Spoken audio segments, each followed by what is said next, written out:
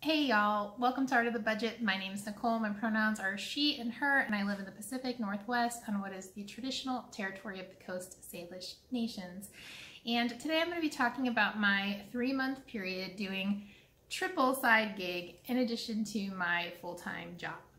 So if you're new here, I'm an artist and educator, and I'm currently learning about budgeting, saving, and planning for retirement in hopes of reaching financial independence someday. I try to share what I learned along the way for anyone else, but especially other artists or creatives who may have kind of put off thinking about this stuff like I did. So if you don't already know, or if you haven't watched past videos where I've certainly mentioned it, during fall quarter, I work for a college and we're on the quarter system. And of course, in personal finance, we talk about quarters too, but during the fall quarter, which was basically October, November, and December, I did triple side gigs. So my full-time job is as a art studio technician for a college, and I also work, so that's my full-time job. So then I always, since I moved out here, I've worked for a small craft school where I teach classes. For the last couple of years, I've been adjunct teaching at the same school where I work. And in fall quarter, in addition to my full-time job and teaching at the folk school and adjuncting at the school I work at, I also adjuncted at another college in town. So in addition to my full-time job, I had triple side gig. It might not sound like so much more than I was already doing. I was really just adding that one class at another college.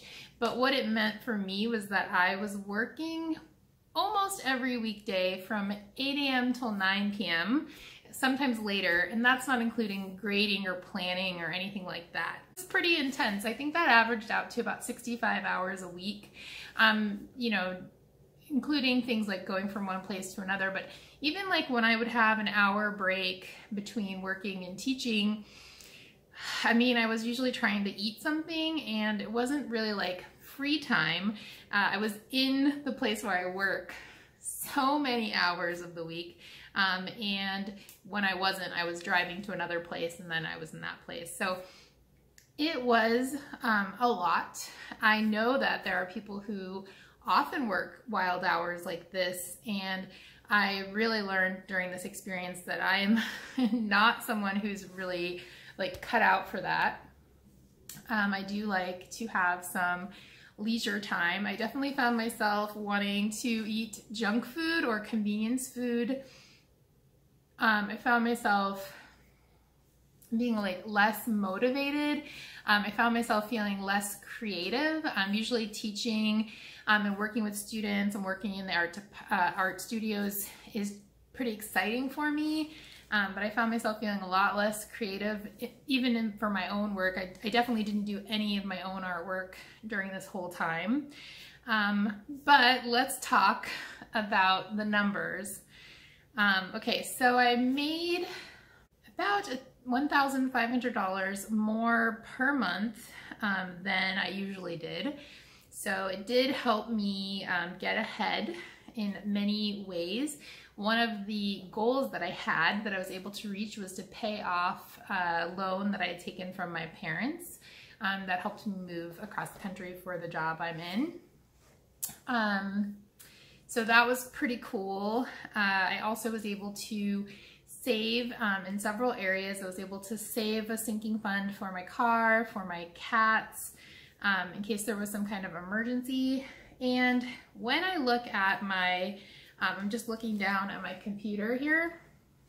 When I look at my net worth calculation between October 2019 and January 2020, my assets went up over $10,000.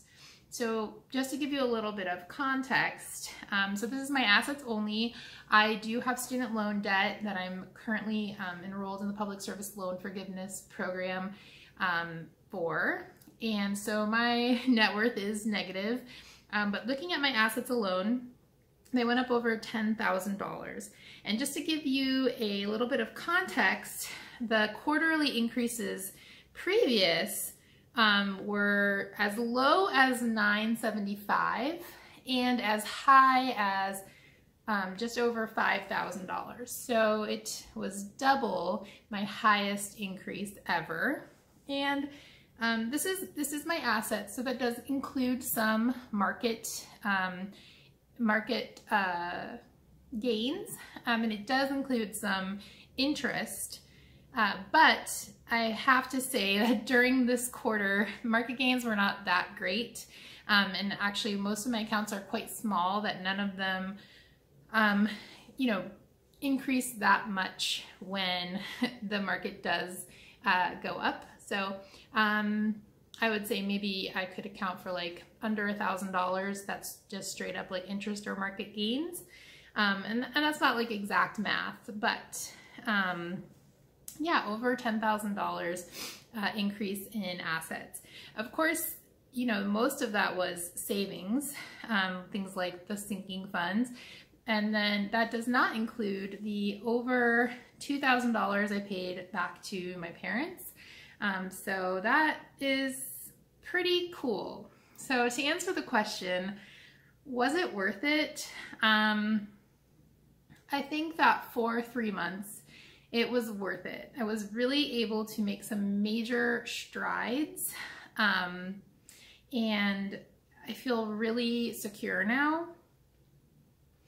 If something terrible like were to happen and I needed a surgery for one of my cats, or for myself for that matter, or if I had a major car, you know, crash and needed to replace my car, I think that I, you know, feel really secure.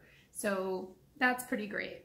I think, yes, it was worth it. Would I do that for the long term? I have to say no. It was very taxing. I feel like it was worth it for the short term, but not for the long term at all. I really value being able to do things like bake bread, or I guess really just to be able to do nothing sometimes. And so having like zero free time or zero personal time absolutely didn't work for me. But at the end of the day, I'm pretty pleased with the results. I did get some really great teaching experience, and I'm very thankful for that. I think that this experience in so many ways will serve me in the future, but it also made me value my time a lot. And you know, they say that's the most valuable resource we have, and it really is true. So yeah, let me know how you feel about working a lot of extra hours. Let me know if you feel like it's worth it or something that you can do in the long term. I'd love to hear about your experiences down below. Have a wonderful rest of your day. Thank you.